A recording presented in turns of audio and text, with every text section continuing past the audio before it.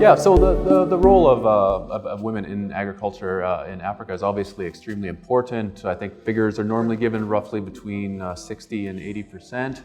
And so it's really important when you're talking about agro-industrial parks that they're a big part of this.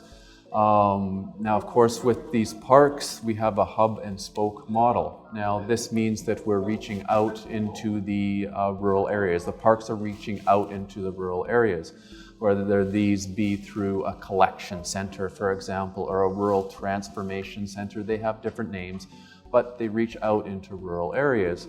And they work with producers, with farmers, and many of these, as we've discussed, are women. So it's an important part of the parks that they're able to engage women as well. So it's in this way of reaching out with infrastructure, first of all through the parks, the park infrastructure that I've just spoken of, and as well of the training, of the knowledge and skills right now as well. And there's a few ways that can come out to women as well. Often there might be bilateral technical assistance projects, for example, and more these are focusing on women.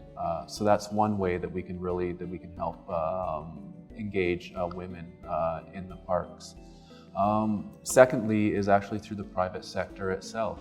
Companies that might be tenants in an agro-industrial park, for example, they might have their own capacity building services, for example, to work with the providers of raw agricultural produce.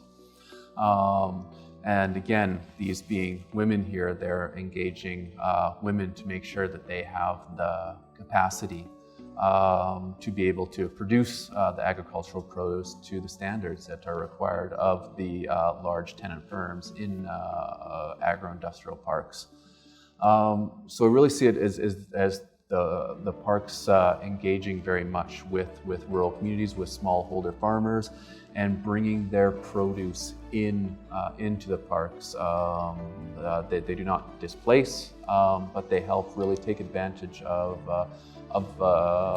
let's say the current situation in terms of agricultural production, and really kind of capitalize on those situations to help these rural communities in the development of agricultural produce, and by providing that market as well, which is so important. It provides a consistent year-round market that agricultural producers can sell their agricultural produce as well.